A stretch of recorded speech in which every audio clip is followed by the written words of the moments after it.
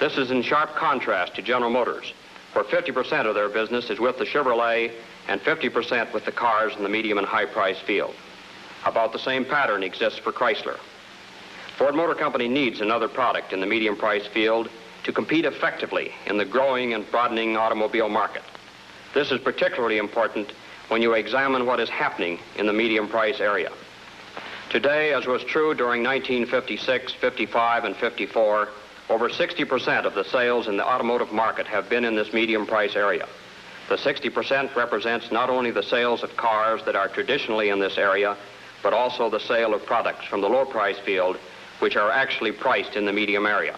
For example, the upper models of Ford Fairlane, the Chevrolet Bel Air, and Plymouth Belvedere. The automobile market is a churning, moving market. About 40% of the new car market each year is made up of individuals who are changing makes.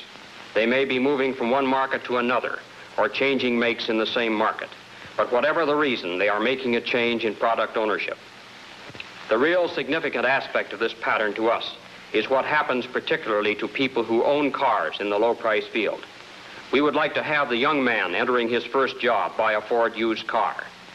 Then as he gets established, we want him to move on and buy a new Ford car. As this same fellow moves along in life, he will be among those to move into a car in the medium price field. Here again, we want him to stay with a Ford Motor Company product. Today, we have only the Mercury in this price field. Those who find higher success in life move into the prestige field. We want these people to own a Lincoln. That's the ideal pattern. Actually, it doesn't occur. And the reasons it doesn't occur are real significant and important to all of us and the job we are doing in bringing out the Edsel. Here is what happens. If you look at the ownership of some 50 million cars on the road today, you will find about the same number of Chevrolets and Fords. But what happens to these owners as they tend to buy up into the medium price field? The Ford owner has only one product to move to in moving into the medium price market, the Mercury. The owner of a Chevrolet car can stay in the General Motors family by moving into a Pontiac, Oldsmobile, or Buick. Why do people move up from a Ford or Chevrolet to a medium price car? They move because they want a car in an area of the market where they have an opportunity to express more individuality. General Motors is able to give them a choice of purchase which we cannot with only one product. Here is the most startling thing that happens. Of the Chevrolet owners who buy up into the medium price field, 87% of them stay with the General Motors Corporation family of cars. This is in contrast to the pattern in Ford, where only 26% of our graduating Ford owners stay with us and buy a Mercury. And the real clincher is that those who do not stay in the Ford family move over and buy a General Motors car in the medium price field. We give the three cars in the medium price field of General Motors about 2.4% of the industry every year, with these owners of ours who are leaving Ford and moving to General Motors ownership. This is a pattern we want to change, and it will be accomplished with the introduction of the Edsel car. Now, what about the movement of automobile owners within the entire corporation? 82% of the owners in General Motors stay with the corporation family of cars from year to year. Now, here is what happens in Ford Motor Company. Ford retains about 69% of its owners from year to year. We do this with three products in contrast to the 5 for General Motors, which is actually an admirable job. But what will happen with the addition of the Edsel to this pattern? It is our estimate that the company will then be able to retain somewhere around 74% of our ownership from year to year. By establishing the Edsel, we broaden Ford Motor Company ownership in the medium price field. Many people ask, where is the Edsel going to be priced?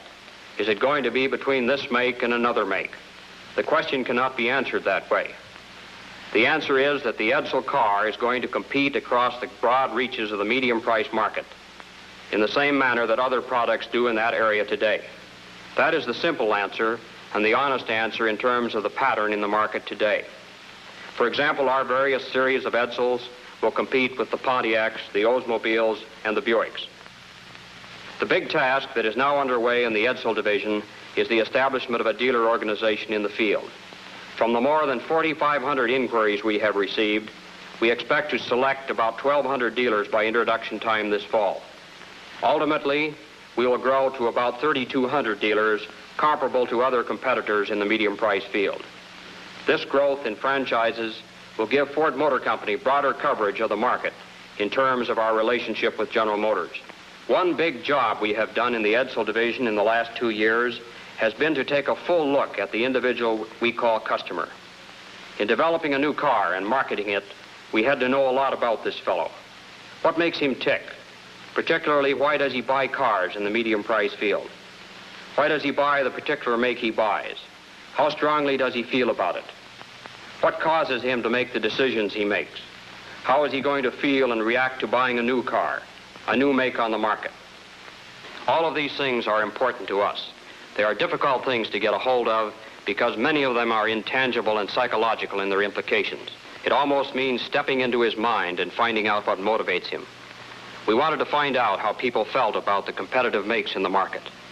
We asked them many questions and we probed many ways. We found out such things as which makes appeal to older men and which to younger, which are liked best by women. How are these makes associated with social status? How do people think of the various cars in terms of appearance, workmanship, trade-in value, performance, and so forth?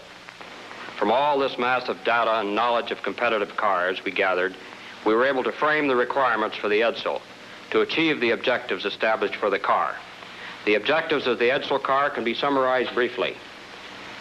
To get greater coverage of the medium price market for the Ford Motor Company, to ensure greater retention of the Ford upgraders who move up every year to the medium price field, to keep more people in the Ford family, broader retention in terms of corporate loyalty, to have more dealers selling more products made by Ford. All of these are going to accomplish more volume for the company. Not just Edsel alone, but more volume for the Ford Motor Company as a whole. Now with these objectives and knowledge of the competitive market, and these reactions and desires of the buying public, what kind of product should the Edsel be? We asked ourselves this question over 2 years ago, because we wanted to determine and establish the kind of product that would do the job and do it most effectively. Here is the definition established for the Edsel product. The Edsel should be the smart car for growing America. It's not just words, it's a great definition in terms of what it has meant to us in carrying the program forward. To accomplish this purpose, the Edsel car had to be distinctive in appearance. It had to be different, yet not radically different to make an impact as a new product. It had to have discrete appointments. It had to have graceful styling, because we were convinced that most people like clean, flowing lines and design. We needed a car with advanced features and one that will be fully competitive in the highly competitive market of which we will be a part when we introduce this fall. We believe that we have achieved this goal in the product. I hope that now, as you see the Edsel, both the car and the program will have more meaning to you. Gentlemen, that is the Edsel story.